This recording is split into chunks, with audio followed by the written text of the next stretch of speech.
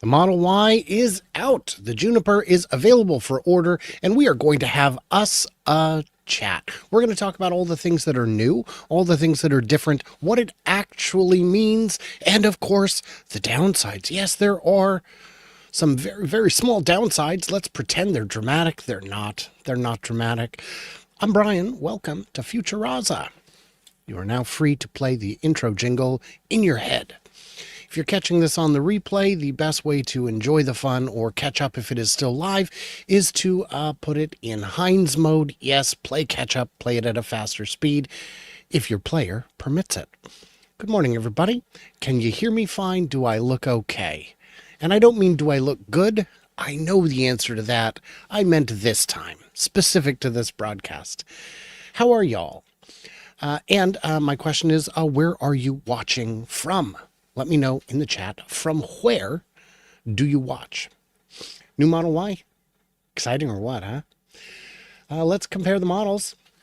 So pretty. Yeah, old one, available. New one, wait, it's more expensive? No, it comes with more features. They just bundle. They bundle so that I'd said when the Model 3 refresh came out, they should bump the price to get the premium from those who wish to adopt immediately. And they didn't. This is a way to do that. We saw it first with the refresh in out of Shanghai, where orders opened up last month. And this is fine. It's fine. We'll get into what is included in the bundle. You don't have to get it. Launch Series Long Range All-Wheel Drive. Very, very cool. Range, oh, it's just barely better. We're going to discuss that. Don't you worry. Seating. There is no third row. We'll get into that. We'll get into all this, of course, but it is available, more or less.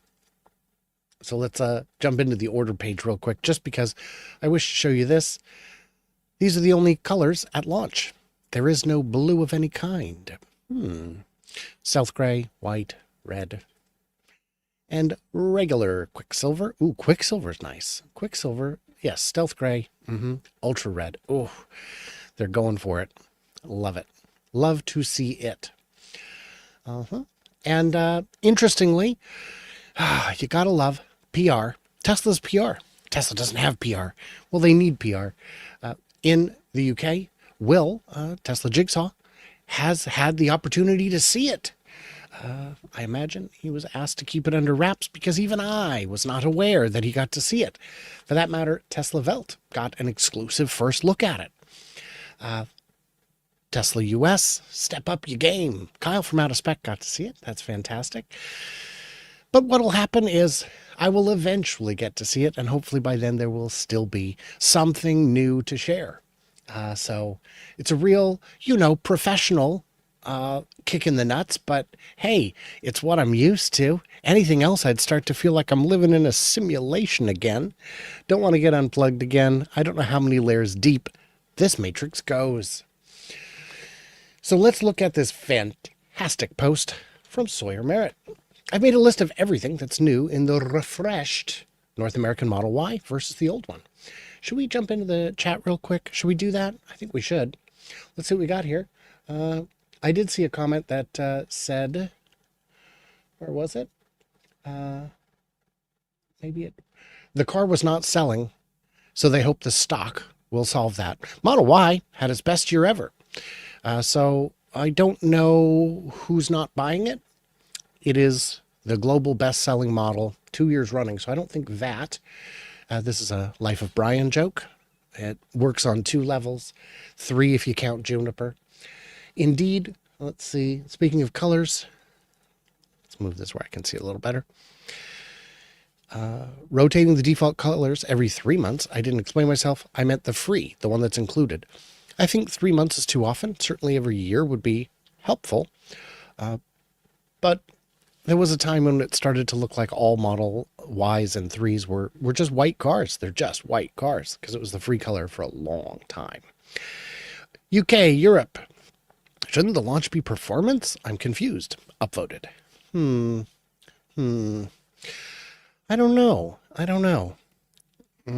Got some off-topic stuff here. The launch model will have acceleration boost built in. So it is basically a sleeper performance. That's great. People owning Juniper will feel the hate. Maybe.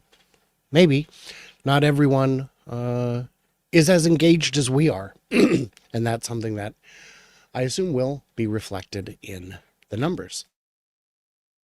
So let's take a look at the everything new that's refreshed. 4% more aerodynamic. That's pretty good. How do you do that? Well, little ways. It's really, really hard to do.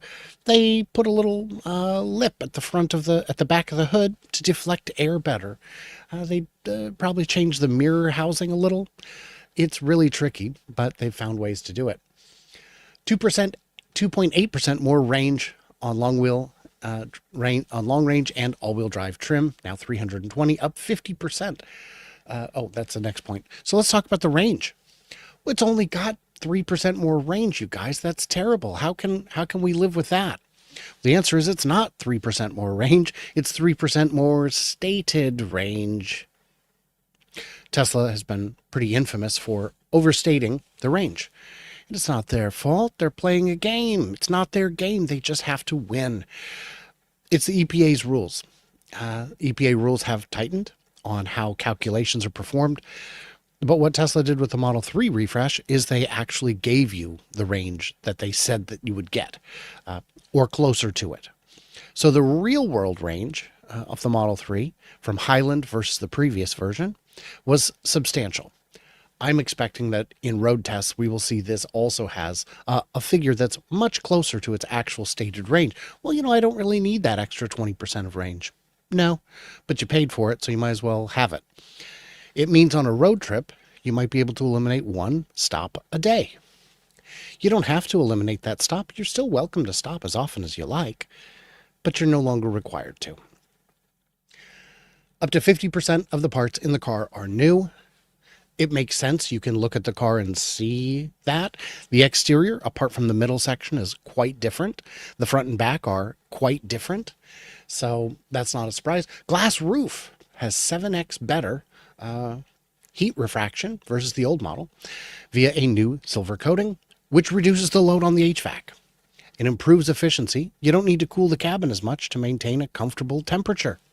That's money. That's money right there. That's power you're not burning. Front bumper camera with sprayer to clean off the debris. How cool is that? Oh, now get it on all the cameras. We'll be excited. And that may be something that's coming. I think people would appreciate that. Fastest power folding rear seats in the industry. I didn't realize they were that fast. I didn't realize that other ones were slow, but that's just kind of cool. 28 pounds heavier. So they did all these improvements with the addition of merely 28 pounds. That's not too bad. 0.2% lower ground clearance versus old Model Y. That improves range on the highway. I don't know why the big swirling vortex beneath a car reduces your range. It just does. It increases drag. That's why the original Model S would really hunker down at highway speeds, and until they noticed if a trailer hitch pops off a truck in front of you and gets jammed underneath the car, it could puncture the battery. So over the air, they made the Model S, run 1 inch higher at highway speeds for preventing the unlikely occurrence of that happening. Over the air fix. 51% less vibration on rough roads. 22% overall decrease in road noise and 20% less wind noise. That's a smoother ride, my friend. And that's what we saw with the Model 3. It is pretty fantastic in that regard. If you haven't had a chance to drive the refresh Model 3 or Y, you should, because the difference is noticeable. 66% better call quality via improved cabin mics. I haven't used that feature enough for it to be an issue for me, but great. This sounds like a very cheap fix. 3% stiffer body structure. Improves performance in cornering, I suppose, but I don't really drive in a way that would ever affect me, but better is better. Improved braking performance for more energy recapture. That's another way you increase range. I don't know how they do that. That'd be nice to know. New 16 speaker system, up from 14. More punchy, better mid-range performance. The sound system is so good. On the Model Y, it is the best sound system I've ever had in a car. And I've put money into my car stereos before. It's still better. It sounds so good. Annoying deep resonance tone from the rear of the car has been eliminated. That's engineering. What did you do? Did you change the shape of the compartment to eliminate it? That's just beautiful. Improved door latch and door seals, and more premium door thunk closing sound. That's good.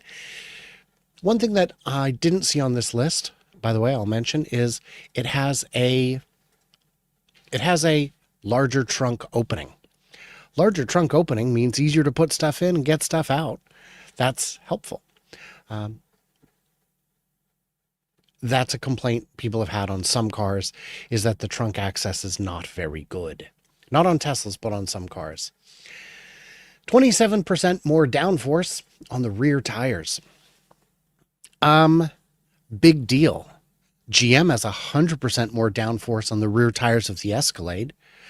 I mean, they did it by doubling the weight of the vehicle, but still, it's an inelegant solution to a delicate problem, but they found it. No, this is actually great. This is aerodynamic engineering. Again, I don't drive in a way that would necessitate more downforce on the rear tires, but it's there. New gearing in powertrain for slightly improved efficiency. They changed the top speed. It's listed again lower down the list. It's no longer a 155 mile an hour car. I think it's a 125 mile an hour car. Well, I want to go real fast though. Get a different car. Get a Model S, get a Model X. Those are still geared for outrageous speeds. But the reality is very few drivers ever go in excess of 125 miles an hour. And considering the death rate over 125 miles an hour, maybe we shouldn't. Maybe that's a feature we not only don't need, but shouldn't have. I feel like that would be something to certainly think about.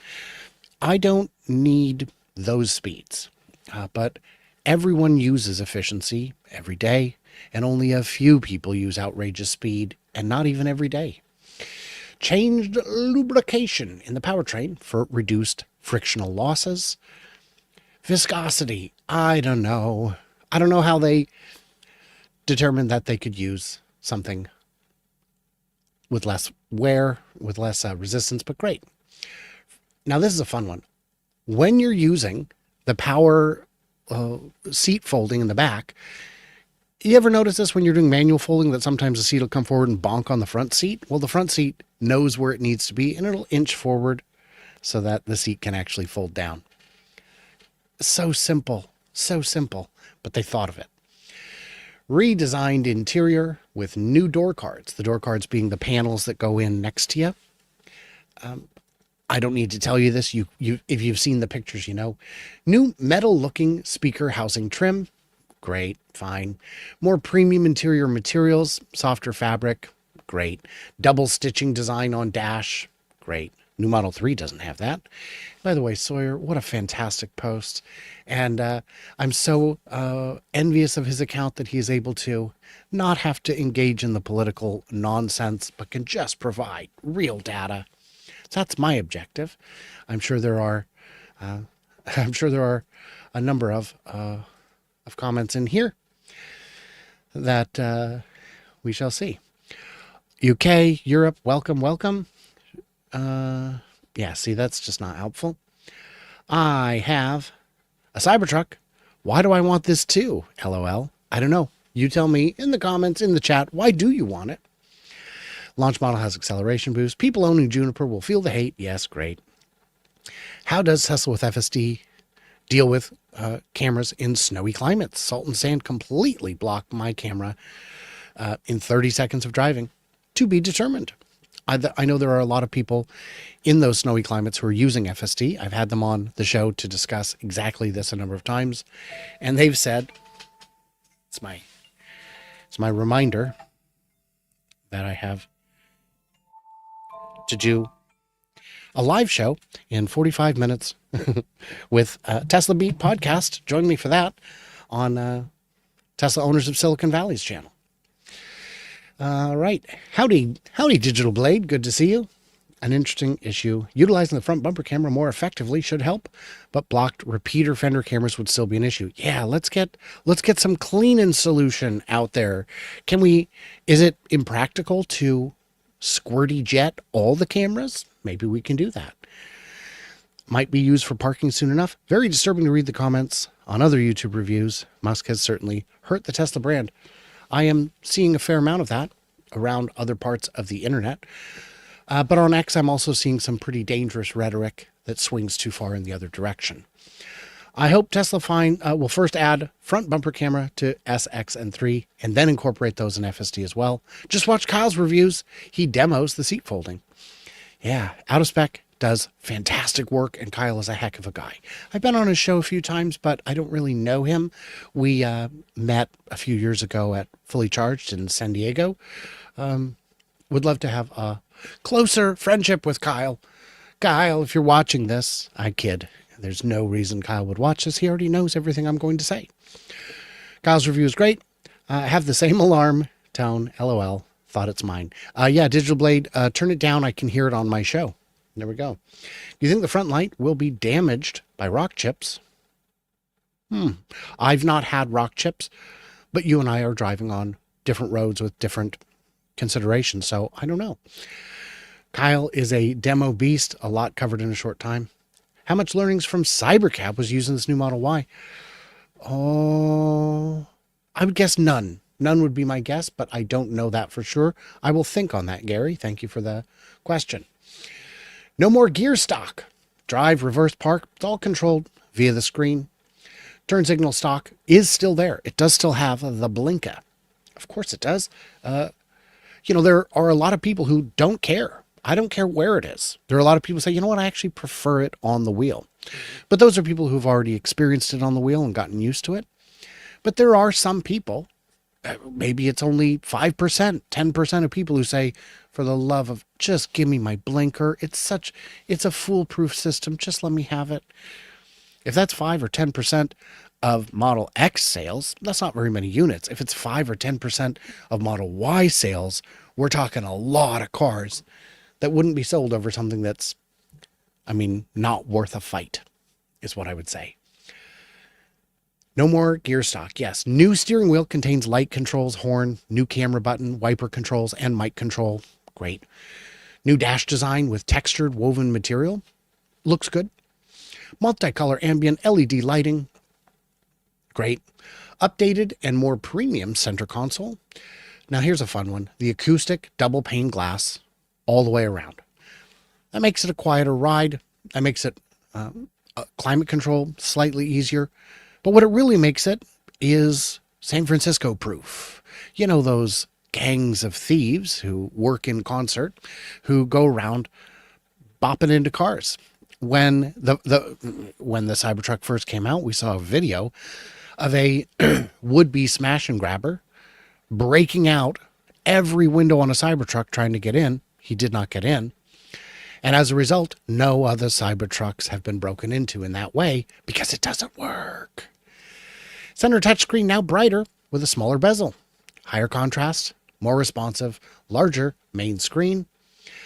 More sound insulation for a quieter ride. Does anyone ever complain the ride is too quiet in a car? Make it quieter. It's great.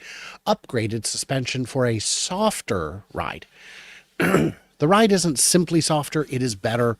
I talked with the guys from Unplugged Performance last summer, and I said, look, the Model Y, I got that with the long range. I got the 19-inch wheels, so I would have the most sidewall cushion.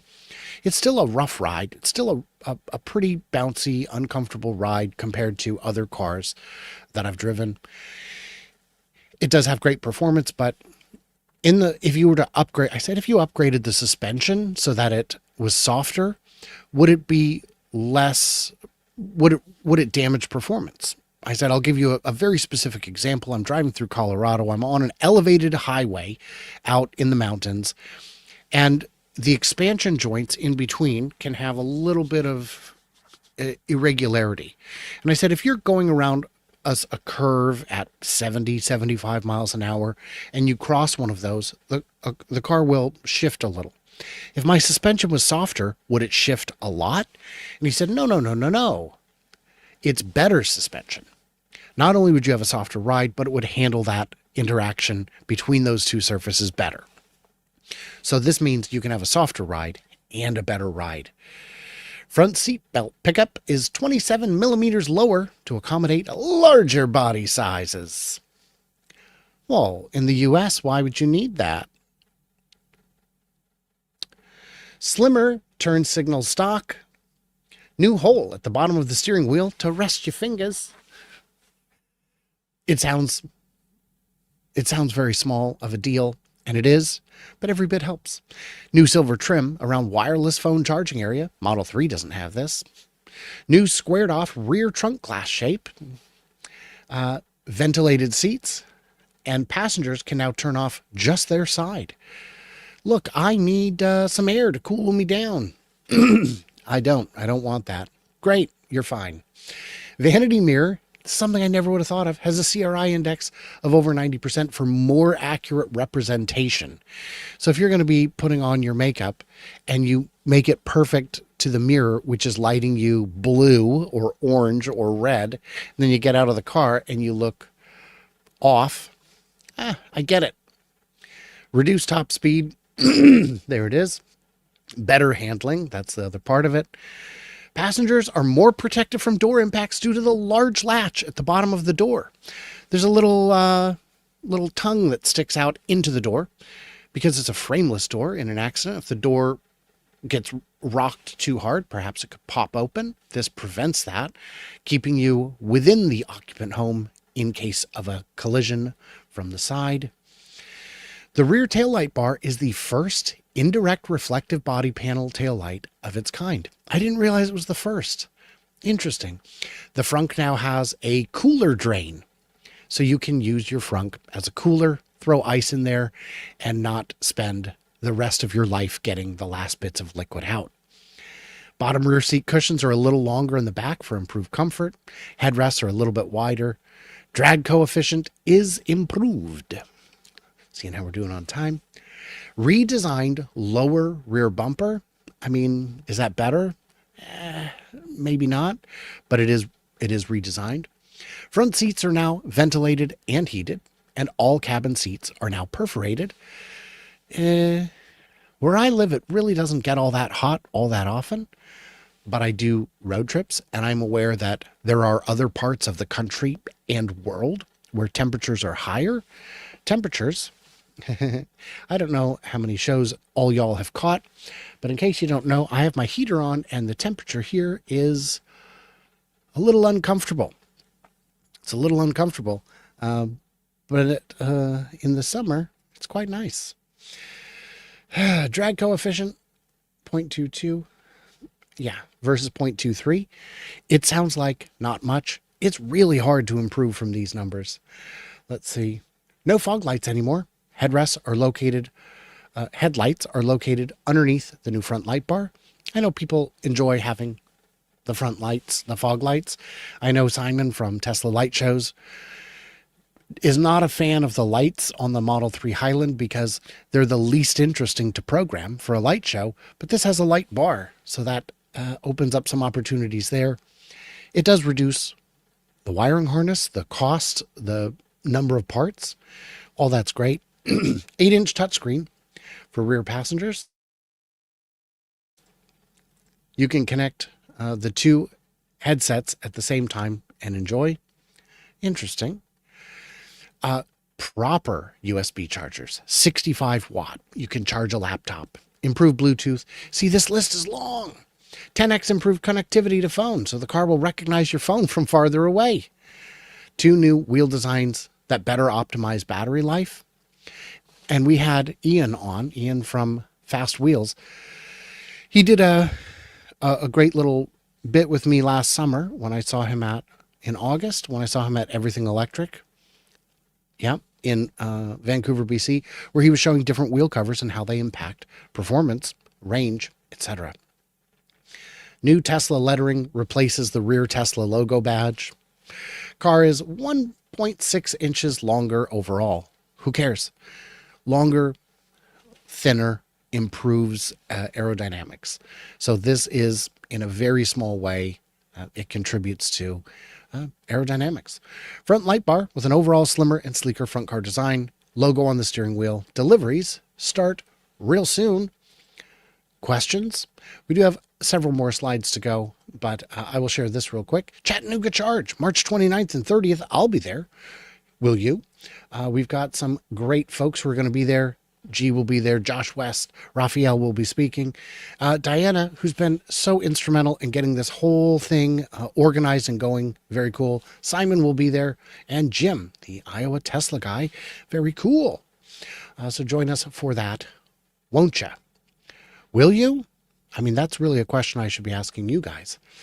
So I think maybe we should jump back to the comments here, because I do have a super chat from Miko. Thank you so much. I appreciate the support. That is your third super chat on a live stream. Thank you so much for that. Let's go ahead and share this. Get that. And let's look at the chat, shall we? Oops. Yeah, here we go. Right there. Let's see. No heat coming through the glass roof would be awesome in the summer. Yeah. What percentage of parts are now shared with the Model 3? We don't know. We don't know. We saw original numbers on the Model Y, but we never saw what the actual numbers were. We don't know. Yeah. People who doesn't use the blinker don't mind not having the stock. I love it. Yeah. I had a BMW, and it was weird. It had one of those decorative stocks. I don't know what it did, though. I don't know if it did anything. Has anyone seen any comments on the front seat comfort? I found the Model Y seats too narrow. I assume these will be the same seats. The seats in the 3 and Y currently are the same. I believe in the refresh, they will once again be the same as each other. Yeah, I don't know. No heat coming through the glass. Yes. A lot more 3s and Ys would have been sold if they had a driver display like the S, a binnacle, a little display in front of you. I don't know if that's the case. I don't want that. I don't need that. When I drive other people's S's and X's, I realize, oh yeah, other people do this instead. Or a heads-up display. A heads-up display would be so cool. But if taking your eye off to go this far to look at your speed is an issue, I'd argue you have bigger issues. It's worth thinking about. There's a lot of things they do that they don't do that I wonder why. The no bird's eye camera. You've got the best cameras out there. Why not have a bird's eye? I've heard rumor that, well, there's a licensing fee on it because someone owns the patent. I don't remember who it was that I saw, someone like Nissan or someone like that. But I feel like there's more than one way to accomplish it that wouldn't involve that. The perimeter sensors work pretty good, I guess, and not all bird's eye cameras are actually useful. I've seen a video of a Rivian where the camera showed, buddy, you got inches, 2-3 inches left, and the driver hops out and goes around and sees that he's already crunched that corner. That showed as clear. Tesla Semi will use robot mostly production. Eventually, not out of the gate, I don't believe. I have a BMW. I always use the indicators except when I'm distracted. Well, we joke. It's a cliche. In wintertime, the sun could help heating the cabin, but not anymore. My gold is too heavy. In wintertime, let's see. Cybercab's Model 2 is so easy to make into a cheap, affordable car. Just needs steering wheel and pedals. Anybody want to share with this commenter all the many, many things I have explained about that that make it untrue. It is not, it cannot, it will not. I could be tempted, even if it is a Tesla. Great show with Ricky Roy on 2-Bit Da Vinci yesterday. Yeah, I was thrilled. Ricky from 2-Bit Da Vinci had me on as a guest. I thought I was just going to be on the podcast. I made it to the main channel. Oh, man, how cool is that? Ricky is a heck of a guy. I've met him a handful of times over a handful of years. And I did actually get him to come on my show to do some shows in a completely different recording session. Those will start coming out maybe tomorrow. I'm not sure. What's distasteful is all the, yeah, we don't need that. Any insight on the two different ways the trunk opens, completely open and top half open? No, I don't know anything about that. They don't let me see things. They don't let me participate in any of the events or product unveilings because, well, I mean, speculate as you like. I don't know what to say about that. I feel like I should unshow that. I don't know where it is. Yeah, maybe just move this. Okay. Where the hell is it? There it is. Okay. And again, thank you, Miko, for that super chat. It makes way too much sense to make the Cybercab affordable new car. It doesn't. It doesn't. The engineering is 100% different. What you're describing is a different car. It would need new wheels, new tires, new suspension, a different battery with a different cooling loop. They would need to add additional glass. They would need to add side mirrors, which means a new wiring harness. The only thing you could really carry over is the vague shape. That product was called the NV91 and it was canceled in April. It's a different car. What's the current type of batteries in each region? North America, Asia, and Europe. Do you expect changes in the battery for the Model Y? And if so, when? Same batteries. It's going to be the same batteries. Each market's going to continue using the batteries it uses, which means in North America, they're currently all NMC chemistry. For 3 and Y, they're all made in Nevada. For the Cybertrucks, some are made in Texas, perhaps even also in California at the Cato Road facility. There are no LFPs in the US at this time. That should be coming online perhaps this year. In other markets, in China, they use quite a bit of LFP, but also NMC chemistries from LG and others. We'll come back to the chat. I think we can actually get through it real quick. Yeah, we've got time. Departure mode and preheat is a thing. Yeah. Howdy, Brian in chat. Thank you. An unexpected fire.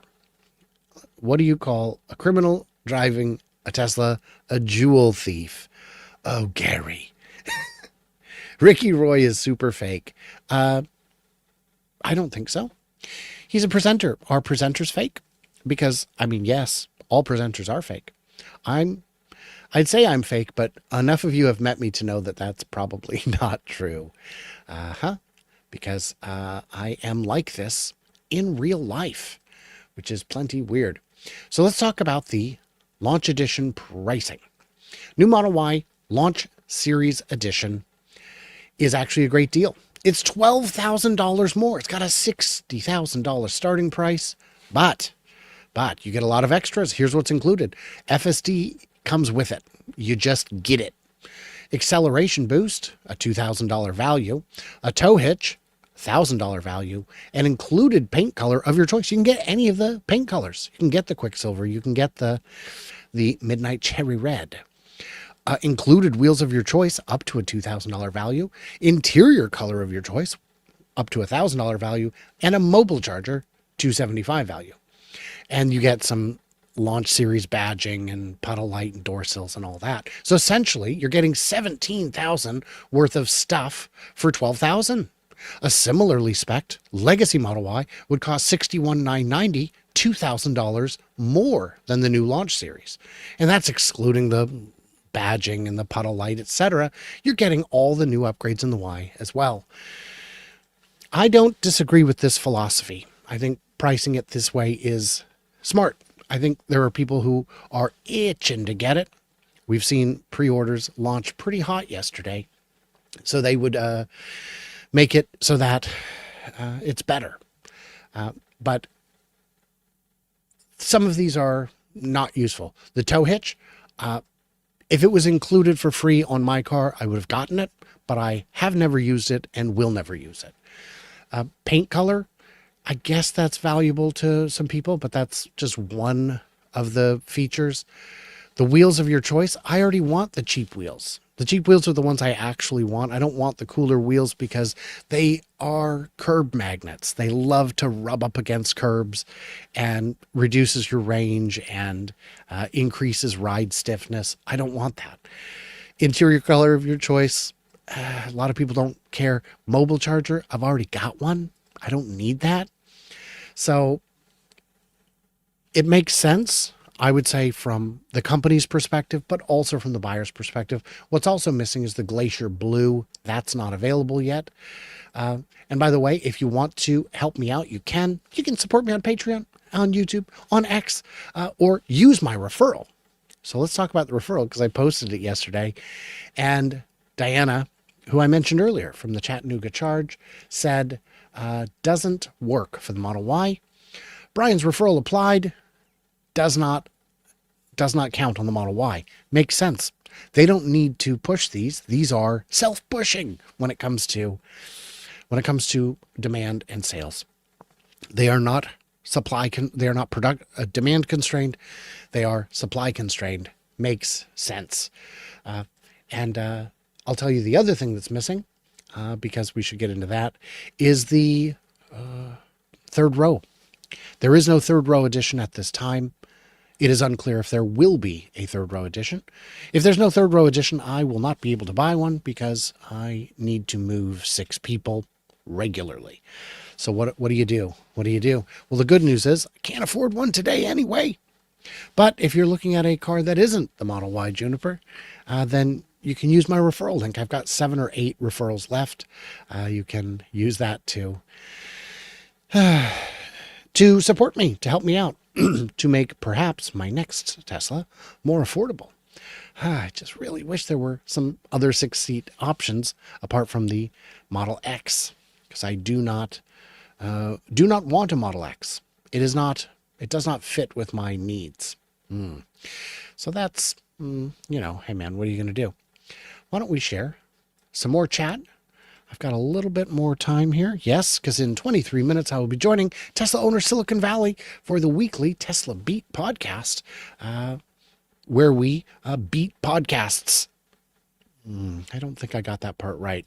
Doesn't matter. We will figure it out at the appropriate time or the inappropriate time. Oh, yes. Me and my wife are Brian. Yes, more Life of Brian references. In Germany, Brian is not a common name. And when I was there in the 90s, they had only 2 frames of reference for the name Brian. Das Leben des Brian, the movie with Monty Python, where only a few of the jokes were fundamentally altered to make them worse. And Alf. Oh, you're like the boy from Alf.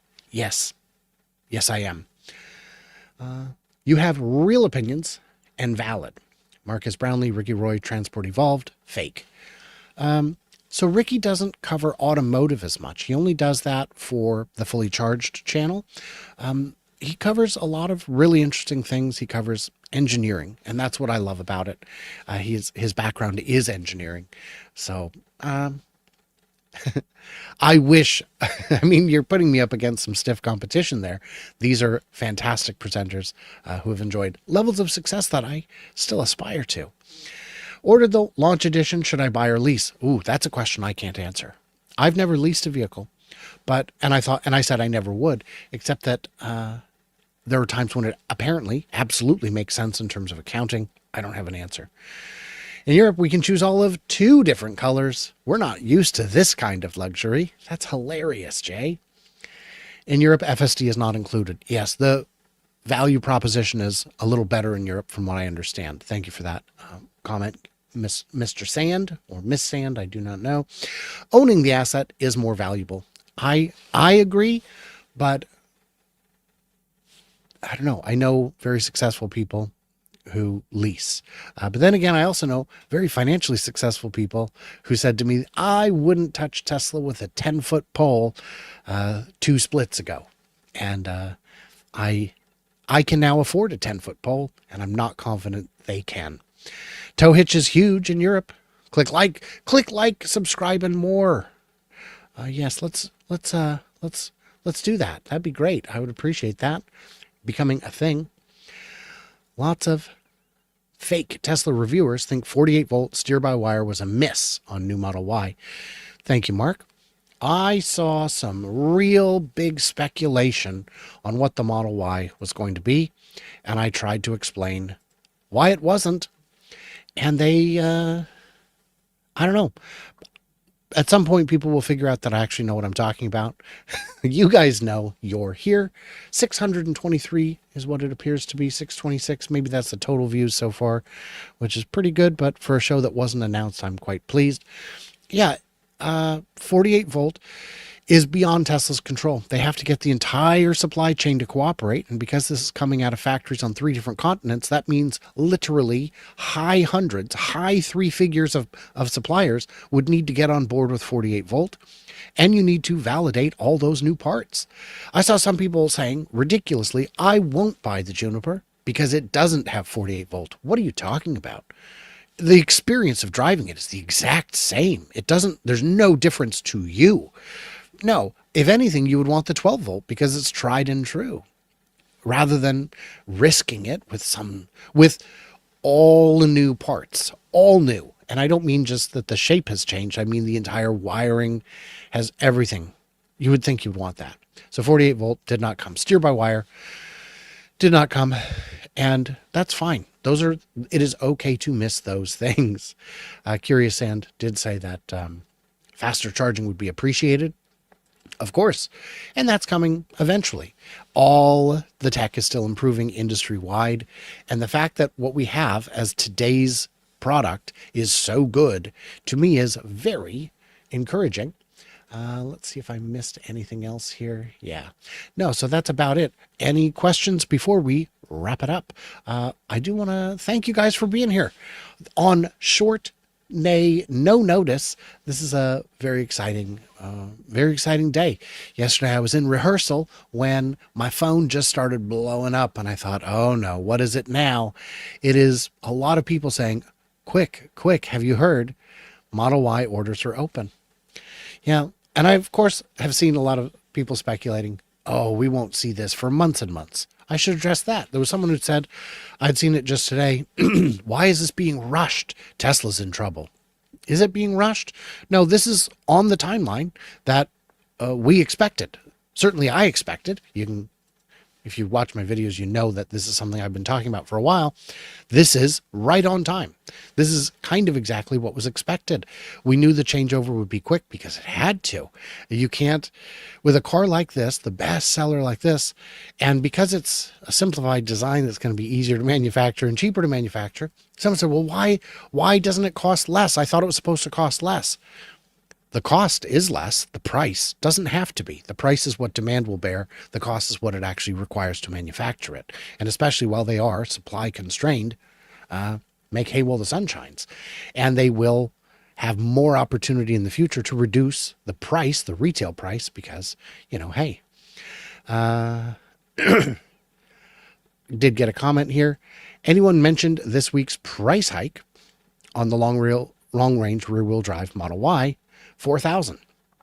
If what we're talking about is the launch edition, it is because it includes a bunch of bells and whistles that otherwise would cost more than that separately.